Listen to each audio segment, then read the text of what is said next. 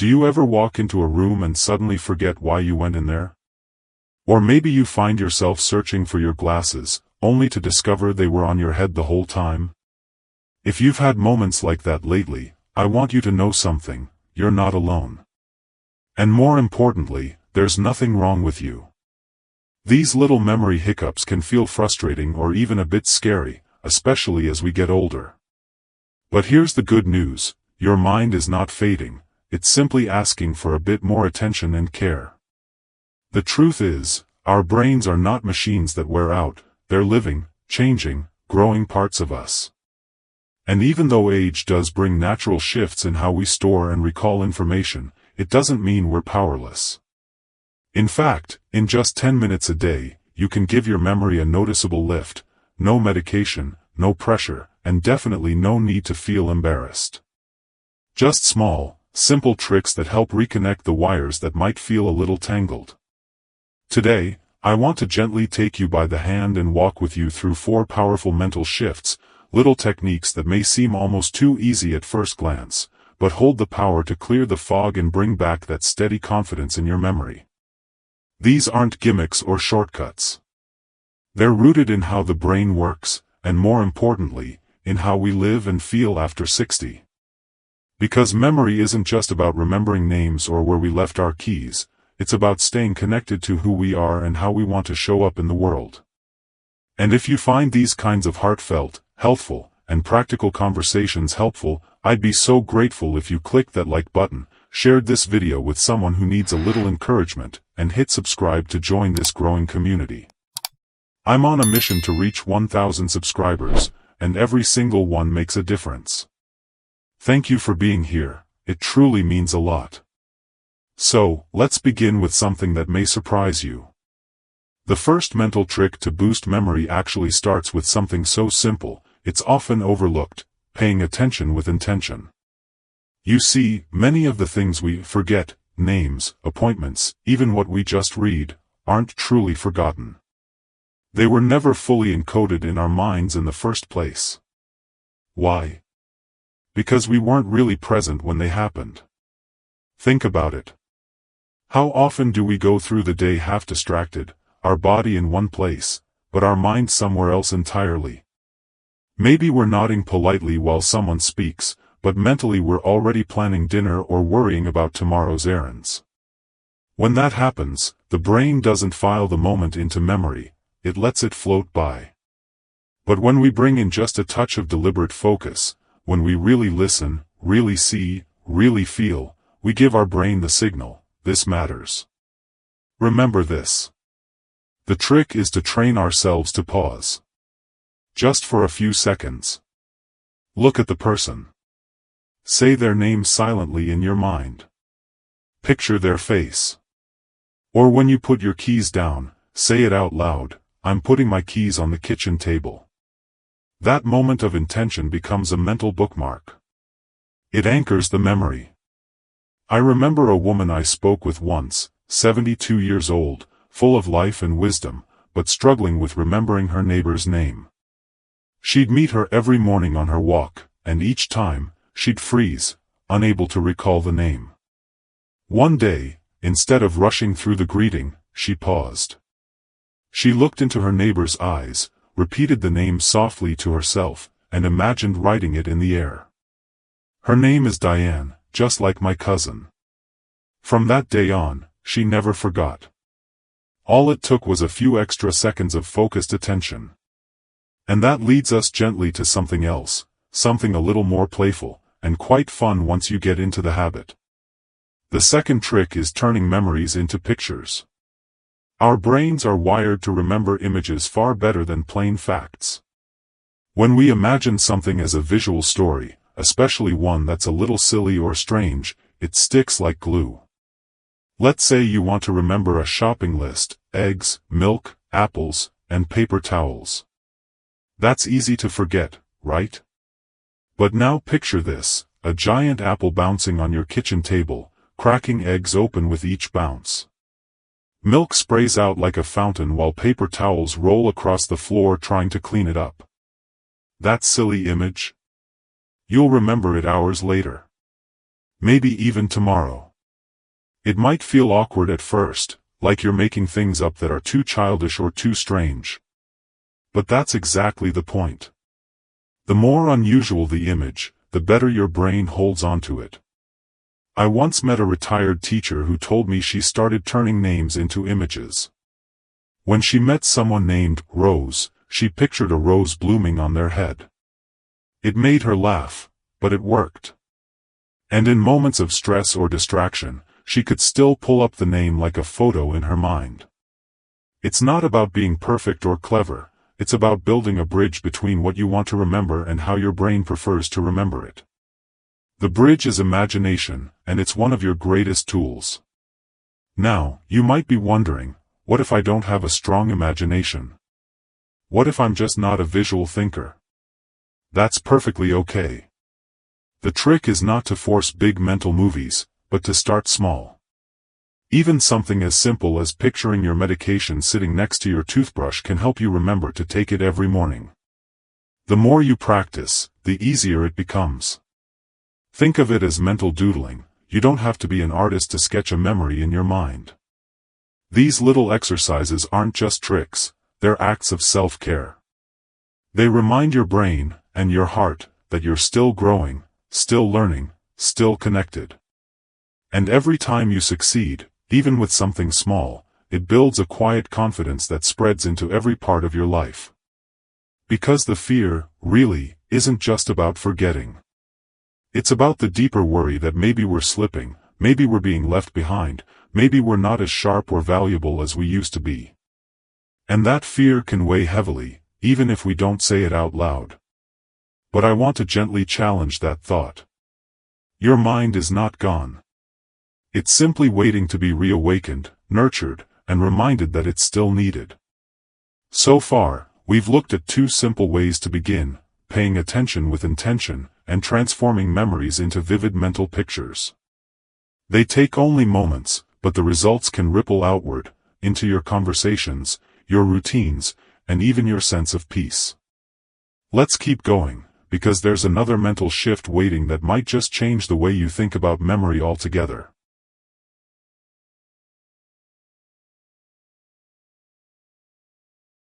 The third mental shift is one that many people overlook because it sounds so ordinary. But what if I told you that talking to yourself, yes, actually speaking aloud, could sharpen your memory more than you might imagine? I know, it sounds a bit odd at first. After all, we're taught from a young age that talking to yourself is a little strange, even something to be embarrassed about. But let me gently suggest something different. It's not strange, it's smart. You see, when you say something out loud, you engage more than one part of your brain. You're not just thinking quietly, you're hearing your own voice, you're shaping the words with your mouth, and you're anchoring that thought with sound and sensation. That combination creates a stronger mental imprint. It's like highlighting a sentence in a book instead of just glancing at it. Imagine you're walking into the kitchen and saying, "I'm going to the fridge to get the blueberries." It may feel silly at first, but what you're doing is giving your brain a clear instruction. If you get distracted along the way, say the phone rings or the dog starts barking, your brain is more likely to return to that last spoken command. It's stored more vividly than a fleeting thought. I remember a gentleman named Richard who told me he started doing this after he noticed himself forgetting small things like where he left his glasses or what he was about to do next. He began narrating his actions, just softly, under his breath. "I'm putting the keys in the hallway drawer. I turned off the stove. I need to call Linda after lunch." Within a few weeks, he said something remarkable: he didn't feel foggy anymore. His memory felt clearer. Not because he was suddenly younger, but because he was more present. He was guiding his mind like a gentle coach.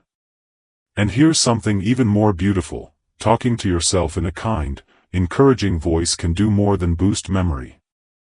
It can soothe anxiety, quiet doubt, and even spark joy. Many of us have spent decades being hard on ourselves, rushing, worrying, criticizing.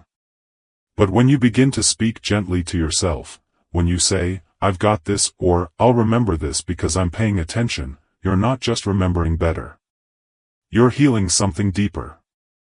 It might feel strange at first, I know. But you don't have to do it loudly. You don't have to do it all the time. Just try it when you're doing something you usually forget. Speak it softly, clearly, and with warmth. You might be surprised how comforting your own voice can be when used this way. That brings us to the fourth and final mental trick, a quiet one, but incredibly powerful. It's not about speaking, or seeing, or doing anything at all. It's about breathing. But not just any breathing, this is focused, intentional breathing that connects your body and mind, clearing away stress and making space for memory to thrive. Stress, more than age, is one of the biggest enemies of memory. When we're anxious, overwhelmed, or even just a little scattered, our brain goes into survival mode. It focuses on immediate concerns, what's urgent, what's threatening, and pushes everything else aside. That's why we forget names when we're nervous, or lose our train of thought when we're rushing. But the moment we take a deep breath, slow, full, and intentional, we send a signal to the brain, it's okay now. You can relax. And when the brain relaxes, it opens. It becomes more receptive, more balanced, more capable of storing and retrieving information. Try this with me now. Gently close your eyes, or just soften your gaze. Take a deep breath in through your nose, hold it for just a moment, and slowly exhale through your mouth. Again, in and out. As you breathe, imagine your thoughts settling, like leaves drifting to the ground. You don't need to force anything. Just allow the breath to slow you down, to clear space inside your mind. You can do this anytime, before you make a phone call, before you read something you want to remember, before you go for a walk. Just 3 or 4 slow breaths can change the way your brain receives the moment. It moves you from distracted to present, from scattered to aware.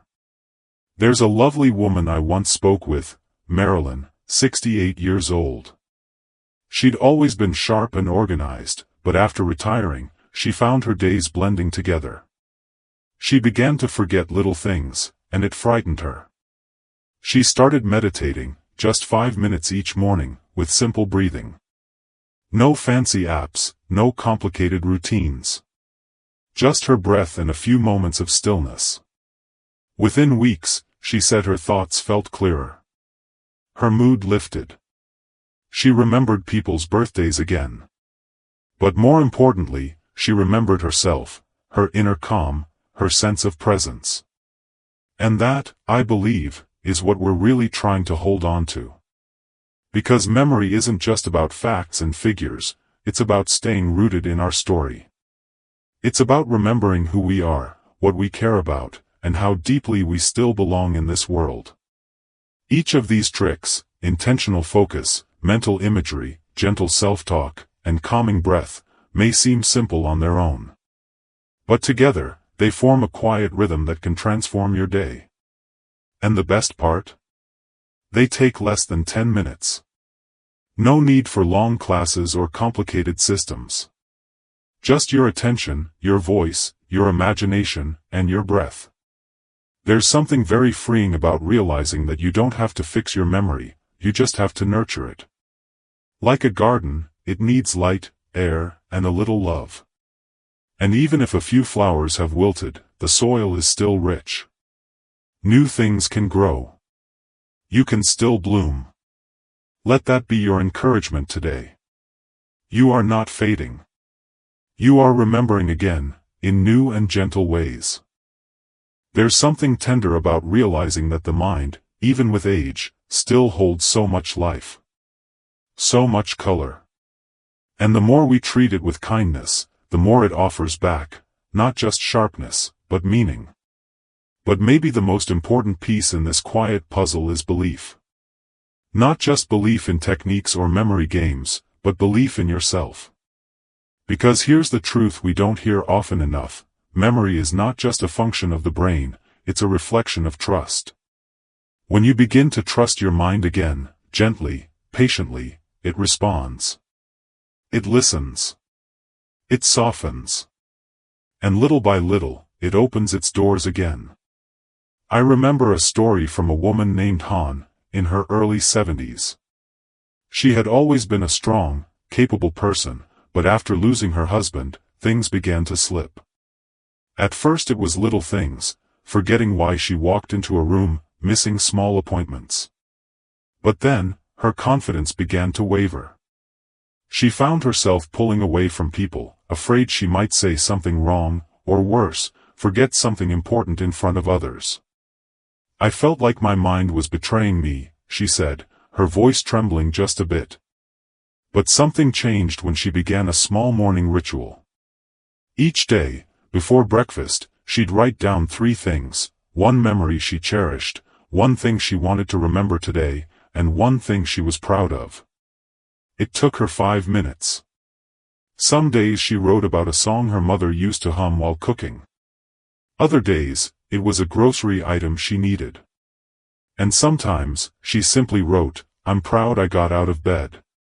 After a few weeks, she noticed something gentle unfolding. Her thoughts felt more connected. She remembered where she left things. But even more than that, she felt like herself again. Seen, steady, and still growing. That's the last piece of this memory puzzle, the quiet ritual of self-acknowledgement. When you start the day reminding yourself that your mind still holds value, you no longer chase memory out of fear. You invite it in, like an old friend. You could try this too. Just a small notebook, left by your coffee cup or teacup. Before the day sweeps you away, take a moment to write, what do I remember that brings me joy? What's one thing I want to hold on to today? What can I appreciate about myself, even if it's tiny? These questions don't require perfect answers. They simply draw you back to the present, the richest soil for memory to take root. And if writing isn't your thing, speak it out loud. Or think it in stillness while you stretch, while you stir the soup, while you watch the light move across your window. There are many ways to return to your center. The method matters less than the heart behind it. Sometimes we get caught in the myth that memory must mean perfection.